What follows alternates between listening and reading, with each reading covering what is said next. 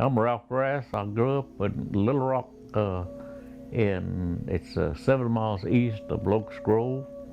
I went to school at Little Rock for my first 8 years. It was a 2-room school. We had only had 2 teachers.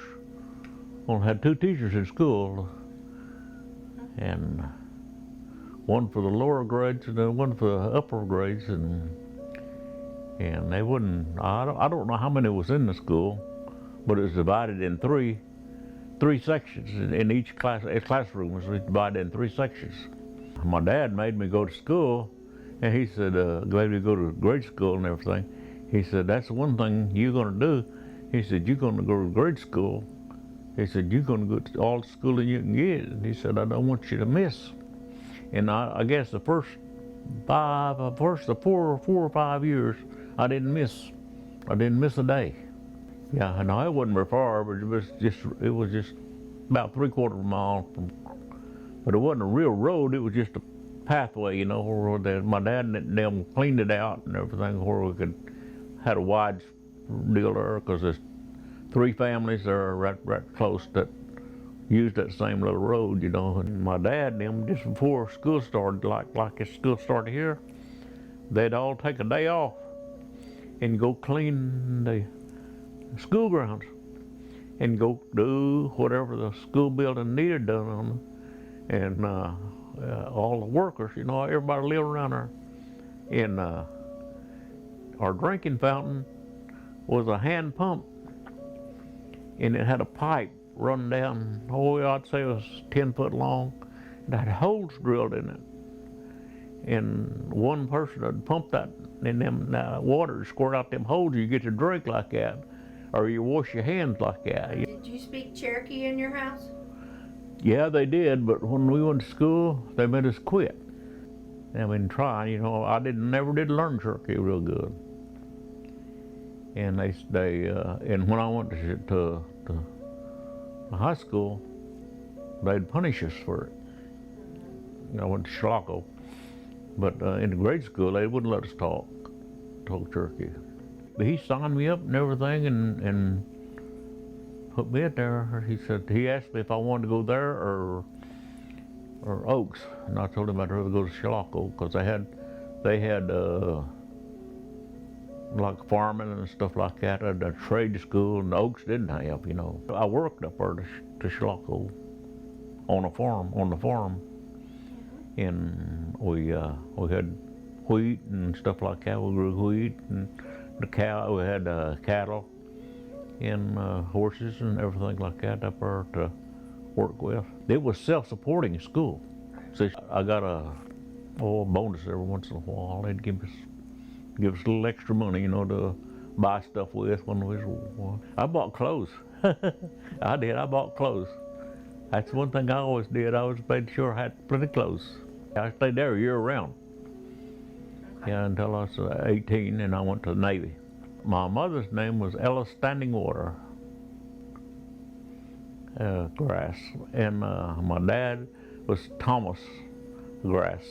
There's 8 of us kids, 4 and 4, 4 boys and 4 girls. And when I got up enough, I had to help, like go get wood and stuff like that, and I had to help feed chickens and feed the hogs and take care of stuff like that, just little things, until I got big enough to work. Well, I worked in a garden.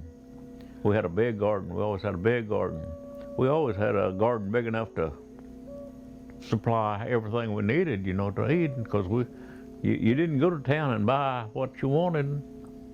In fact, we didn't even have electricity till I was in the 6th grade. We had hogs, chickens, cows, and we had some horses to work, you know, for working horses, you know. So I had me a little goat. Yeah, I played me with a little goat. It was just a goat. It's a billy goat, and when I got big enough, well, my uncle was a blacksmith, and he helped me build a wagon, a cart, really what it was, and I hooked him up to that cart and make him pull me around. We'd make toys. We'd make trucks out of wood, cut them out of wooden blocks, and then my uncle would help us, you know, but he'd drill holes for us and stuff like that. He was real good for us, you know. Because he had that blacksmith shop, and he'd burn them holes through there for the wheels. Just that, a bow and arrow and a slingshot, and that's about it, you know. When my other brother, my brother next to me got big enough, we go out. Now, we'd go out down there to the lake, down to the creek, and we'd shoot birds or kill fish, and we'd build a little fire, cook it and eat it out there. We had a creek that went through our land, and they cleaned it out where we could swim,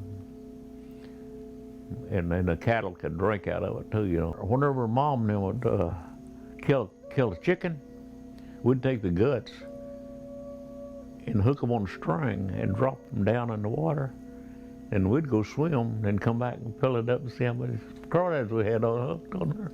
We had a radio. We had a battery radio, and my dad them would he kept batteries in it all the time, and we could listen to the radio.